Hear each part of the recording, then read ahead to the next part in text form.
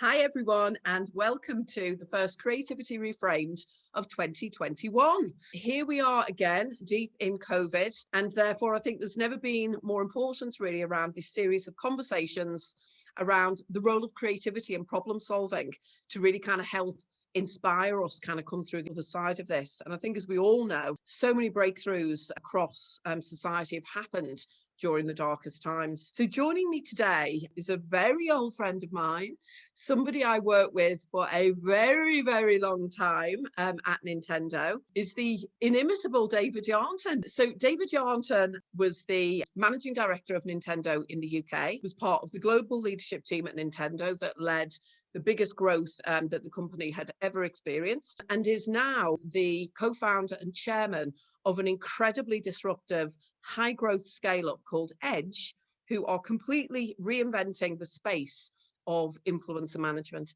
So David Yarnton, thank you so much for joining me today. It's a pleasure to be here, Dawn. I was a bit worried when you said a very old friend of mine. It sort of started to make me feel like I am old. But yeah, we are old, David. That's the problem. Yeah, but we've gone back a long time, and we had some great times. And I think you spoke about innovation with branding. And I just remember the days when we worked together. I thought, that's where the success we had, because we were disruptive then. And I definitely think we were innovative. So the work we did then was fantastic. And it's a pleasure to be here. Obviously, through the madness, what have your coping mechanisms been, both personally and professionally? To be really honest, it's like with a lot of things, you get balance. And there's been good and bad as far as I'm concerned. I mean, in a business sense, we're really lucky with our company Edge, because we are a digital company. And as we see it, our market isn't just the UK, it's global. So you have to be, digital. So we've been able to work remotely. And, we got people working for us based all around the UK. We've had people based in Lebanon as well. I'd say it hasn't impacted us as much as maybe other companies. Sure. The big thing that I think is, not only for myself, but on a personal level with all the people, is that whole interaction you get when you're closer together. You can still do the work, you can still do things on a computer, because you'd spend a lot of time on the computer anyway. But it's those water cooler moments where you can just have that sort of chat after work, be able to have a drink, that personal touch with the team. That sort of coping with it is that remoteness as such. So we've got a lot of really young people. To me, young people, that's time when they want to socialize, when they want to interact with people. And that makes it a little bit difficult. We do a lot of things to try and make it a little bit easier with various meetings. We've actually instigated a water cooler segment on our calendars that you don't have to attend, but it's just open, that if you drop in, drop out. We have a pub quiz, even though we're not at a pub. So just things that we try and maintain some normality, even though it is remote. Yeah, absolutely.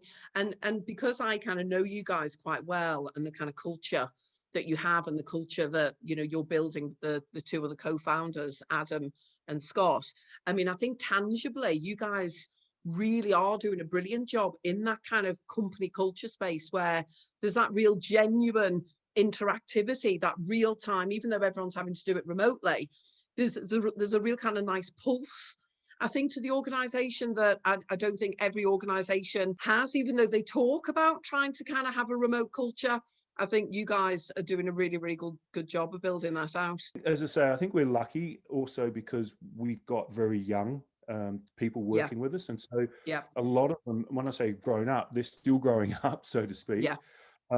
They've grown up on the internet, playing games and communicating with communities, and very much building relationships that a lot of older people can't understand, how you can have a relationship or friendship on a computer in a video game. They say, video games are not very social.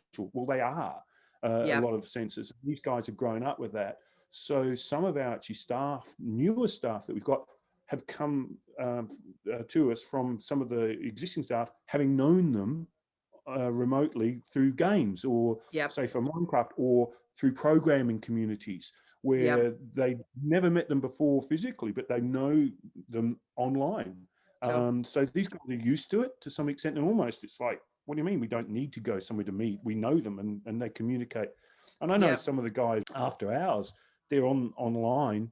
We've got a guy in Austria who with Scott, one of our co-founders, the two of them are online until all hours, chatting about various sort of innovation and AI and games as well. So we're very lucky in that sense. And I think it's a bit harder for, I shouldn't say the older generation, to have that. David, I think it's fair to say you've always been very young at heart. So I think you'll sit very well alongside those teenage whippersnappers. Just to maybe kind of laser in a little bit more around what Edge you've been doing. Are there any other examples that you've got around how you guys have used COVID and the challenge, and how you've kind of maybe done things that are different, or you've used creativity or problem solving in a different way because of that kind of necessity as the mother of invention piece? One of the things I think is really important is to try and maintain that sense of belonging, and to, sort of cut out that isolation. That, if people are working remotely, they could, in some instances, if they're young, they might be renting a 1-bedroom apartment, and that's all there is, 4 walls, and they work in their kitchenette or something, and when they finish, they're still in their kitchenette. So we sort of recognized that in sort of March last year, of it's maybe something not just with us, but with people everywhere, that they're feeling that remoteness and isolation when lockdown was on. So we created an initiative called YANA, which is You Are Not Alone. And this is like, we thought, hey, this is sort of something different that's never been done before. Probably someone's tried it. But we created an online gaming event and various sort of activities, not just gaming, but streaming. We had live music at the end of it to finish off. And we had music coming from Taiwan, from Los Angeles, from the UK. We had people providing content from Asia. And we had about 1.7 million people come online and view it or participate. And basically what we're trying to say is that, hey, even though you might be in Italy or you might be somewhere else in a room, you're not all by yourself, and that there's people around the world that can communicate, can have fun with. So that was something I think we thought was pretty good as far as, I want to say innovation, but just trying to do that in a sense of community.